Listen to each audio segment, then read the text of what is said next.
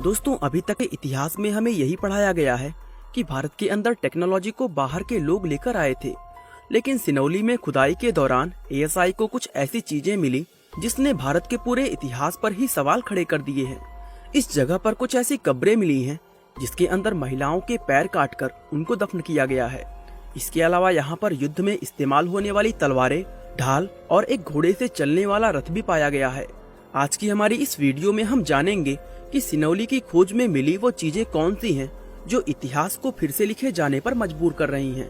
तो चलिए बिना देर किए इस इंटरेस्टिंग वीडियो को शुरू करते हैं। दोस्तों, सबसे पहले हम जानते हैं कि इस ऐतिहासिक खोज की शुरुआत कैसे हुई थी। असल में सिनौली नाम का ये गांव उत्तर प्रदेश के बागपत जिले में आता है, जो हमारी देश की राजधानी दिल्ली से सिर्फ 70 किलोमीटर की दूरी पर स्थित है। ये बात साल 2004 की है, जब इस गांव में रहने वाले किसानों को खेती के दौरान जमीन के नीचे कुछ बेहद पुराने मिट्टी और तांबे से बने बर्तन मिले। गांव के लोगों ने इस बात की जानकारी वहां के प्रशासन और लोकल न्यूज रिपोर्टर्स तक पहुंचा दी और धीरे धीरे करके ये खबर आर्कियोलॉजिकल सर्वे ऑफ इंडिया यानी एएसआई नाम की गवर्नमेंट एजेंसी तक पहुंच गई। ये खबर मिलते ही एएसआई ने तुरंत एक्शन लेते हुए सिनौली नाम की इस जगह पर खुदाई का काम शुरू कर दिया।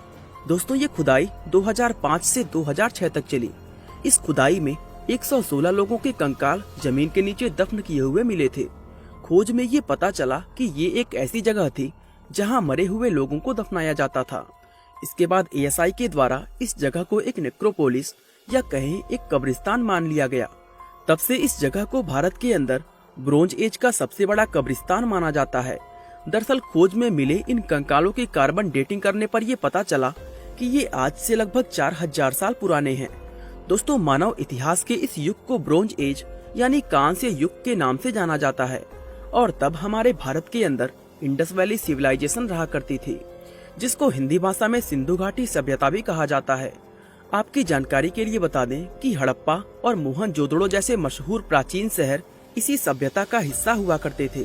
अब एएसआई के सामने सवाल ये था कि ये कब्रिस्तान और प्राचीन बर्तन वगैरह जो खोजे गए थे, इनका सिंधु घाटी सभ्यता से कोई कनेक्शन है या नहीं, क्योंकि सिनौली में खोजे गए ये ताबूत सिंधु घाटी सभ्यता के ताबूतों से काफी ज्यादा अलग थे। असल में दोस्तों, इन ताबूतों को खड़ा रखने के लिए इनमें नीचे की तरफ पाए बने हुए थे, जो कि ऐसा इतिहास में पहली बार देखा गया था। इसके अलावा इन कब्रों में ताबूतों के साथ ही और भी बहुत सी चीजें दफन की हुई थी, जिसमें मिट्टी व तांबे से बने बर्तनों के साथ ही कुछ युद्ध में इस्तेमाल होने वाली चीजें भी शामिल थी। इन सभी वस्तुओं और इन कब्रों के बड़े बड़े आकारों से ये अंदाजा लगाया गया कि ये शायद युद्ध में लड़ने वाले कुछ महान योद्धाओं की कब्रें हैं और शायद इसीलिए इन्हें दफन करने में इतनी ज्यादा मेहनत की गई है। इस सब के अलावा यहाँ खोजी गई कुछ कब्रों के नीचे अंडरग्राउंड चैम्बर्स भी पाए गए हैं। दोस्तों, इन चैम्बर्स के अंदर कटोरे जैसे दिखने वाले कई बर्तन रखे हुए थे। इन सभी ताबूतों में एक ताबूत ऐसा भी था जिसके ऊपर अजीब और रहस्यमय तरीके की कलाकृतियां बनी हुई थी। एएसआई के रिसर्चर्स इस बात से काफी हैरान थे कि सिनौली में खोजी गई ये चीजें सिंधु घाटी सभ्यता की चीजों से बिल्कुल अलग थी और ये चीजें वैदिक कल्चर में बताए गए रीति रिवाजों से काफी ज्यादा मेल खा रही थी। इतिहास के लिहाज से ये एक बहुत महत्वपूर्ण खोज थी, लेकिन फिर भी 2005 में शुरू हुई इस खुदाई को 2006 में बंद कर दिया गया। उसके बाद ये मामला ठंडा पड़ गया और कई साल तक इस जगह पर कोई और खुदाई नहीं की गई। लेकिन दोस्तों, साल 2018 में कुछ ऐसा हुआ जिसने इस जगह को फिर से सुर्खियों में ला दिया है। दरअसल इस बार भी गांव में खेती कर रहे किसानों को हल चलाते समय जमीन के नीचे कुछ प्राचीन और रहस्यमय चीजें मिली थी।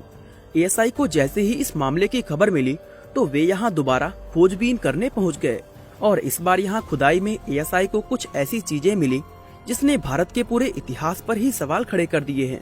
दरअसल खोजकर्ताओं को इस बार यहाँ पर प्राचीन बर्तनों और ताबूतों के अलावा युद्ध में इस्तेमाल होने वाली तलवारें, ढाल और एक घोड़े से चलने वाला रथ भी मिला है।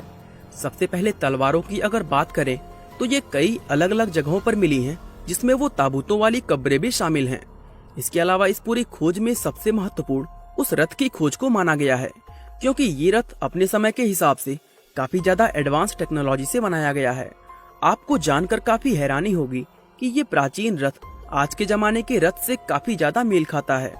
शुरुआत में जब इस रथ को पाया गया तब ये अनुमान लगाया गया कि इसको बैलों के द्वारा खींचा जाता होगा, लेकिन बाद में गहन अध्ययन करने पर पता चला कि इसको बैल नहीं बल्कि घोड़ों के द्वारा खींचा जाता था। और दोस्तों ये अपने आप में एक बहुत ज्यादा हैरान करने वाली बात है, क्योंकि उस समय घोड़ों से खींचे जाने वाले रथ होते ही नहीं थे। इस रथ की बहुत सी चीजें तांबे से बनी हैं और इसके अंदर एक कोड़ा भी मिला जो घोड़ों को तेज दौड़ाने के लिए उनकी कमर पर मारा जाता है। इस जगह पर मिलने वाली चीजें जैसे रथ, तलवारों और ढाल आदि से पता चलता है कि यहाँ जो भी सभ्यता या किंगडम रहती थी वो जरूर ही योद्धाओं की रही होगी। और हथियारों की गिनती से भी पता चलता है कि वे लोग युद्ध करने में बहुत ही माहिर रहे होंगे। अब सिंधु घाटी सभ्यता की अगर बात करें तो उसमें हमें कहीं भी हथियार देखने को नहीं मिलते हैं। और दोस्तों यही चीज इन दोनों कल्चर्स को एक दूसरे से बिल्कुल अलग बनाती है। इसके अलावा इस जगह पर कुछ कब्रें ऐसी भी मिली हैं जिनके अंदर महिलाओं का शरीर दफन है।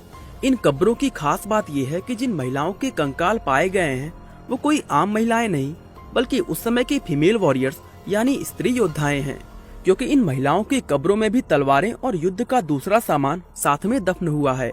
लेकिन दोस्तों इन फीमेल वॉरियर्स के शरीर में एक बड़ी ही अजीब चीज देखने को मिली है। दोस्तों इन सभी महिलाओं के पैर कटे हुए हैं और ऐसा एक दो नहीं बल्कि हर एक महिला के कंकाल में देखने को मिला है। इन महिलाओं के ये पैर कटे क्यों हैं, इसके बारे में रिसर्चर्स को अभी तक कुछ पता नहीं चल पाया है। लेकिन 4000 साल पहले फीमेल वॉरियर्स का होना अपने आप में एक बहुत बड़ी बात है। अब चूंकि सिंधु घाटी सभ्यता में हमें कहीं पर भी इस तरह की चीजें जैसे तलवार, रथ, घोड़े और ढाल आदि देखने को नहीं मिलते हैं, इसलिए इतिहास में अभी तक यही माना गया है कि भारत को ये सब चीजें दूसरे देशों से आए लोगों के द्वारा दी गई हैं। और यही वजह है कि दूसरे देशों की सभ्यताओं को हमेशा भारतीय सभ्यताओं से ज्यादा एडवांस माना गया है। लेकिन सिनौली गांव में हुई इस खोज ने इतिहासकारों को एक बार फिर से सोचने पर मजबूर कर दिया है, क्योंकि इस खोज में मिली ये चीजें बताती हैं कि प्राचीन भारतीय सभ्यताओं के लोग टेक्नोलॉजी के लिए दूसरे देशों की सभ्यताओं पर निर्भर नहीं थे।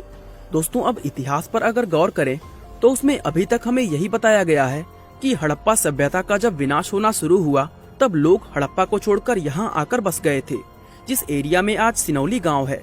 लेकिन सिनौली में मिले सबूतों से ये पता चलता है कि यहाँ रहने वाले लोग हड़प्पा के लोगों से बिल्कुल अलग थे, क्योंकि सिनौली में जिन लोगों का कंकाल पाया गया है उन लोगों का कल्चर हड़प्पा के लोगों के कल्चर से बिल्कुल अलग था। अब सवाल उठता है कि अगर ये लोग हड़प्पा सभ्यता के नहीं थे तो फिर ये लोग कौन थे।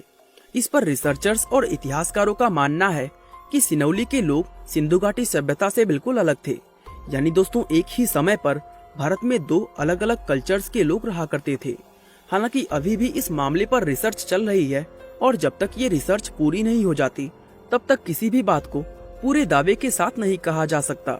अब देखना ये होगा कि जब ये रिसर्च पूरी होगी तो इसमें से कितने अनुमान सच निकलते हैं। बाकी दोस्तों आज की इस वीडियो में बस इतना ही। दोस्तों इस घटना से आपको क्या लगता है, हमें जो भारतीय इतिहास के बारे में बताया गया है वो पूरी तरह सच भी है या बस एक अनुमान, हमें कमेंट करके जरूर बताएं। और वीडियो अच्छा लगा तो लाइक, शेयर और चैनल को सब्सक्राइब करना बिल्कुल ना भूलें। आपका बहुमूल्य समय देने के लिए बहुत बहुत धन्यवाद।